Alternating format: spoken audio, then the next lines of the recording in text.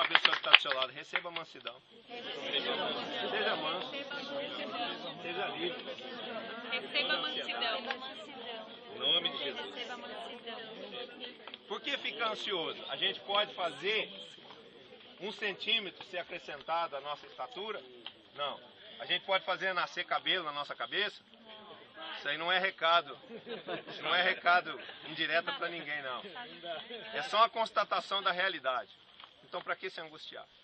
Nossa vida é uma vida e tem que ser uma vida de total dependência de Deus, porque o fruto disso também é paz. Amém? Quando você descansa em Deus, quando você espera que todas as coisas venham da mão de Deus, elas realmente vêm. Então, fique em paz, descanse seu coração e seja uma pessoa mansa, porque os mansos herdarão a terra. Deixe as pessoas brigando, porque no fim Deus vem e entrega o que é melhor para você. Isso não quer dizer que você vai ser uma pessoa passiva sempre, nem vai reivindicar os seus direitos. Mas eu digo para você, faça isso sem aflição, sem angústia e sem ansiedade. Faça tudo pela fé, confiando, crendo e até profetizando de que Deus tem o melhor lugar reservado para você, porque você é filho. Bem-aventurados os que têm sede e fome de justiça, porque eles serão fartos.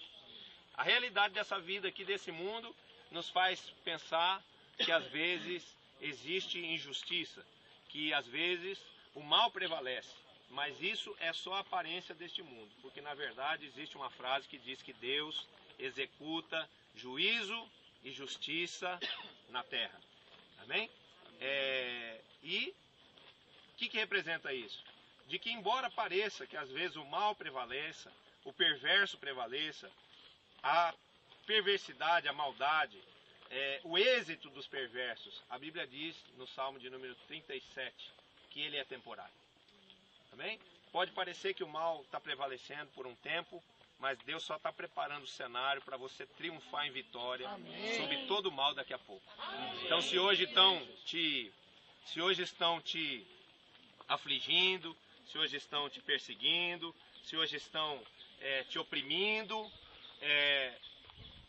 pode ficar tranquilo, porque Deus está preparando aí toda uma circunstância, um cenário, para que depois no fim a tua vitória sobre tudo isso, a tua justiça sobressaia como o sol ao meio-dia. É isso que promete a palavra de Deus. Amém? E se você tem sede e fome dessa justiça, pode ter certeza que também está chegando o dia dela se consumar. Amém? Deus vai fazer justiça em relação a você e vai executar juízo em relação a todos os inimigos do Senhor na sua vida. E se você recebe, dê um aplauso ao Senhor.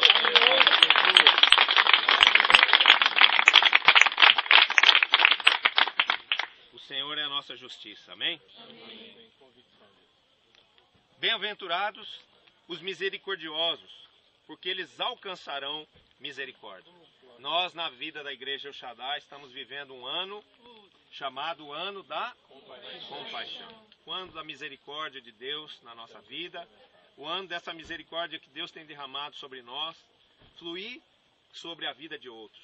Nós, enquanto igreja, enquanto ministério, temos desfrutado assim de uma graça especial de Deus. Eu vejo como Deus realmente nos acalenta, como Deus nos supre, como Deus nos abençoa, como Deus nos concede paz. E como eu digo sempre nas orações, não há palavras para expressar a bondade de Deus para conosco. O apóstolo René até disse que o nosso ministério não devia chamar El Shaddai, mas sim El Shaddai, né? Porque é como se fosse um xodó de Deus. Não que a gente tenha nada melhor do que as outras pessoas, mas porque Deus realmente tem sido gracioso, bondoso demais para conosco, né?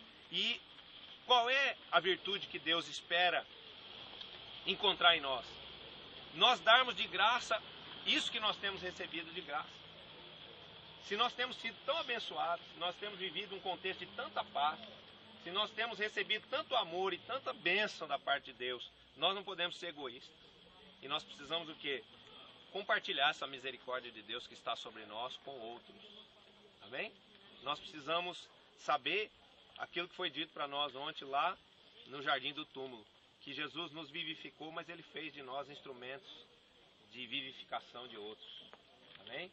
Nós precisamos derramar dessa misericórdia, dessa graça que Deus tem tido conosco, cada dia sobre a vida de outros. Deve ser incansável essa nossa busca de ministrar a vida de Deus, de ministrar o amor de Deus, de ministrar a misericórdia, a compaixão de Deus para com os outros. E por que é importante isso? Porque isso só vai multiplicar esse dom em nós. Amor é uma coisa que se multiplica numa proporção ilimitada.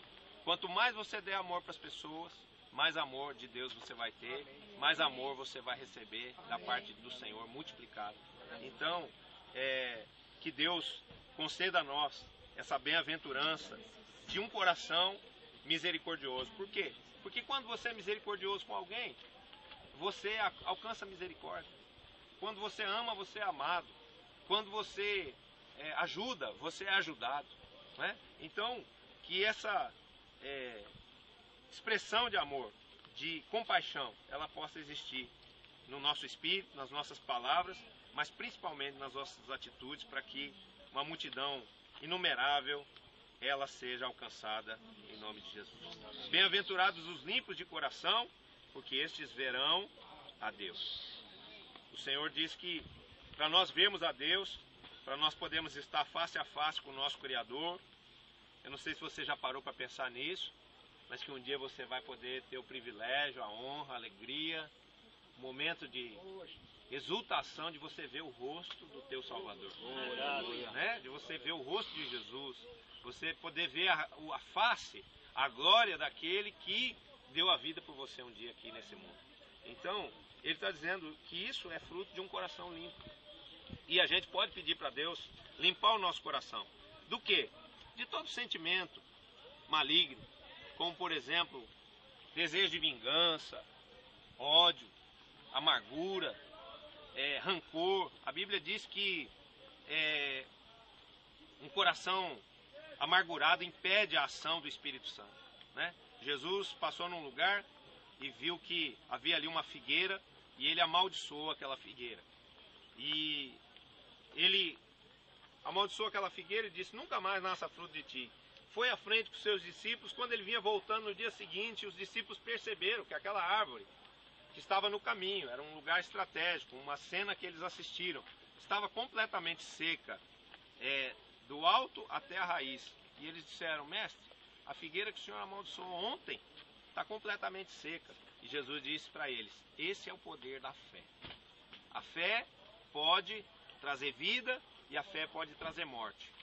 E isso vocês vão conquistar orando, porque tudo quanto vocês pedirem ao Pai Celestial de vocês, em oração, crendo no coração, vocês vão receber. Amém. Porém, quando vocês estiverem orando, se vocês tiverem alguma coisa contra alguém, se o coração de vocês estiver magoado, amargurado, irado, indignado contra alguém, antes de pedir qualquer coisa ao Pai, primeiro perdoe quem te feriu. Primeiro libere no mundo espiritual quem te magoou. Porque se você fizer isso, depois, com seu coração limpo, você vai poder se achegar a Deus para receber de Deus tudo quanto você pedir em nome de Jesus. Amém? Então a gente precisa fazer o quê? Não é ter um coração limpo, mas manter o nosso coração sempre limpo. Porque aquilo que está limpo hoje pode estar sujo amanhã. E por que a gente tem que viver isso? Por que a gente tem que ter esse cuidado? Porque você já liberou perdão para muita gente lá no encontro, mas você está vivendo um dia a dia, em meio a um confronto, em meio a uma batalha, em meio a uma guerra. E o inimigo vai tentar usar coisas e pessoas para tentar ferir o nosso coração, para tentar amargurar o nosso coração. Não quero que você entenda que isso é uma profecia, não. Eu estou falando isso de uma realidade espiritual que acontece com todos. Não estou liberando uma palavra para o diabo tomá-la como legalidade para a gente ferir. Eu estou dizendo que esse é o contexto em que todos os cristãos da terra vivem hoje. O inimigo está sempre tentando... O inimigo está sempre tentando ferir o seu coração, porque ele sabe que é do seu coração que procedem as saídas da vida. É o seu coração, o centro das suas decisões e o lugar onde Deus também vai entregar de bandeja as suas vitórias.